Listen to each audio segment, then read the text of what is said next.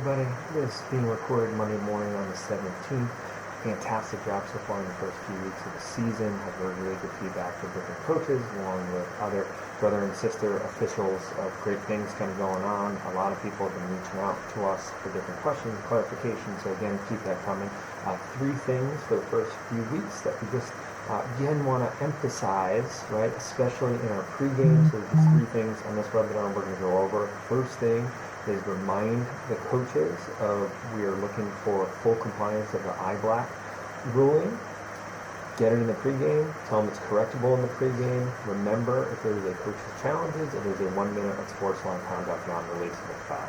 Second thing, we're going to use our handy-dandy visual aid here is remind the coaches that despite the substitution area and the pylons moving to a total of 10 yards or 5 yards from each side of the midline, right, so being at 45 if we have football lines, the table area now takes up what is that former area.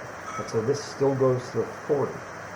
So remind them that players need to be past the 40-yard line in terms of that area.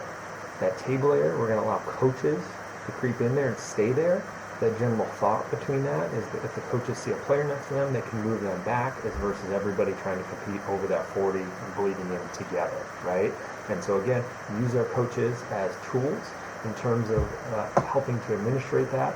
We really want those players to even be behind that line. Every field's a little different. I was in a field where it was only 2 yards marked because there was a track about 4 yards, right? And the table was there. So they didn't want the players standing on the track.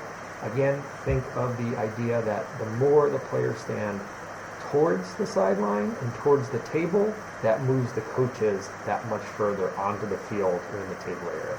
Again, safety concern, especially not only for the players changing and different coaches if they are in there and not supposed to be, but also our timing table and our timing and table personnel. We want to make sure they're safe. So take a second. If the table's too close, move it back. Should be about 6 yards back, right? As illustrated is where the table should be. The player should be back, and players should be past the 40. So again, in the pregame, get that. How I've been doing again in the pregame, ask the coaches if they certify all of their players, properly equipped by rule. What are your captains? What is your in-home? Do you have questions for us? Okay, awesome, coach. 2 things for you. Make sure, hey, we're fully compliant with all of our eye-black rule this year, along with make sure our players are not going past the 40. Despite it's 5 yards on each side, 10 yards is still that area. You're doing NCAA or prep. That loading zone is still marked out and is still there. Same concept as that we're doing, right? So again, we want to mimic that. We want to keep these areas clean. The best way to do so, first face-off, second, third, fourth face-off, make sure that wing official, go over to the 50, talk to both teams. Don't just ask one, ask both teams. Coaches remind you, clear you out, should solve it for the thing. Other suggestion, coaches have been putting cones out, which is great. We've actually heard some good things with a few of the games I've worked, as they said, yeah, I've actually heard in the pregame, so continue to do so. Last item, very quickly, is again, in terms of any fan interaction, which you deem unruly. It's not standard fan interaction if it is noisemakers, right? There's rules about actual noisemakers, about whistles going off or air horns or things like that. That's different. But a noisemaker we got has a parent asked about being a loud fan, which is different than the definition.